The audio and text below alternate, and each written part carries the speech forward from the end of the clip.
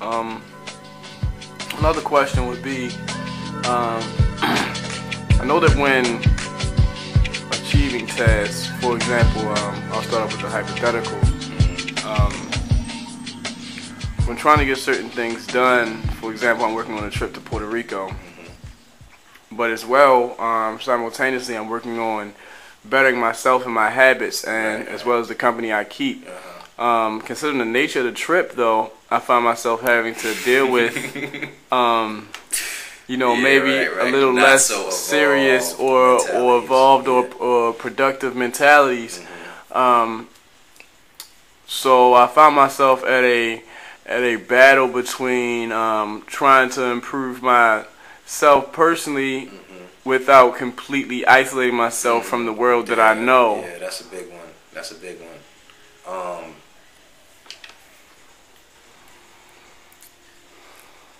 This is a good question because I'm more of an introvert generally, and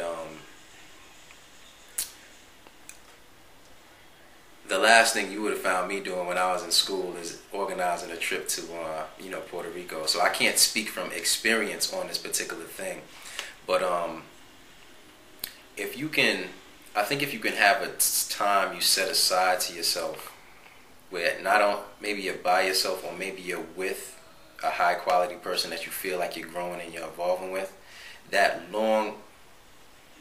Okay, check it. It's basically two types of time that I use. There's work time and then kind of like relational relaxed time. And what I find is with the work time, and it's because we're talking about setting and achieving goals. I'm thinking of the work time. It's best if I have a disciplined, focused, structured way of managing those tasks. But then with the social or the relational thing, I find if I have longer periods of unstructured time with somebody, that's where the quality is with that kind of thing. So I think if you can look at the Puerto Rico thing as a job that you're kind of just doing because that's what you're doing, and then other social contexts that are more relational, you can kind of isolate the way you go about both. And if you can have longer periods of unstructured, unplanned time with the quality contacts, then you feel more rejuvenated for the kind of high school teacher principal mode you might be in when dealing with the younger people or the younger crowd.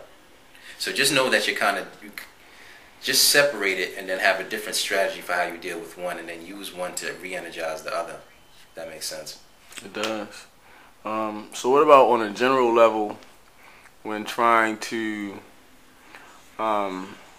say when I'm not necessarily working on a specific project, just that that's the social realm that I know, and the people that I've been surrounding myself with for years. But now that I'm coming into a more state as I've been developing, I've been weaning people out, but it still seems as though some of the more less beneficial people are still around, and it's like since I deal with them so intensely on a social level and we have such a history, it's like how do you jump up and kind of cut someone off for no necessarily explainable. Well, it's valid, but it's not necessarily explainable or going to be comprehensible to them. Right. Or they're going to totally see it like it's already, foreseen that it's going to be seen in a different light than as you would try to explain it to them. But this is kind of a two-part question because the thing about it is, without isolating yourself, by taking yourself out of the social realm that when putting yourself in isolation, it's like how do you still go out and find people that may be more productive to your task when you put yourself in isolation because you're trying to get away from a certain crowd. For a long enough stretch to at least distance yourself. Maybe not totally disconnect, but at least a good distance to separate your, Well, don't underestimate people's intelligence.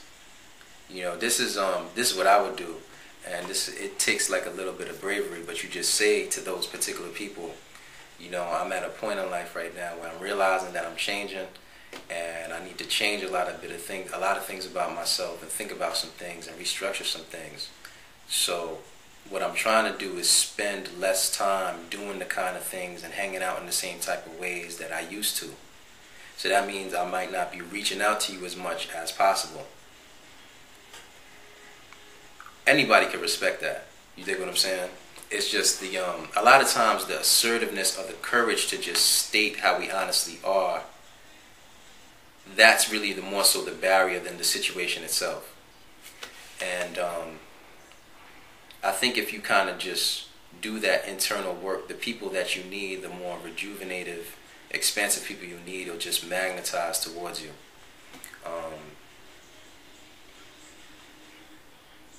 Like the people that I meet, I just meet doing things that I enjoy doing. So like the girl I was just talking to you about, I met her at a museum, like a photography exhibit at a museum, and it just kind of, you know, just went on from there.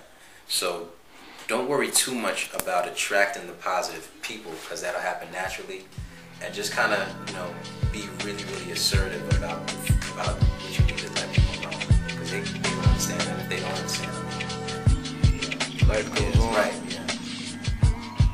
Okay. Okay, thanks a lot, man. Appreciate it. All right, peace out.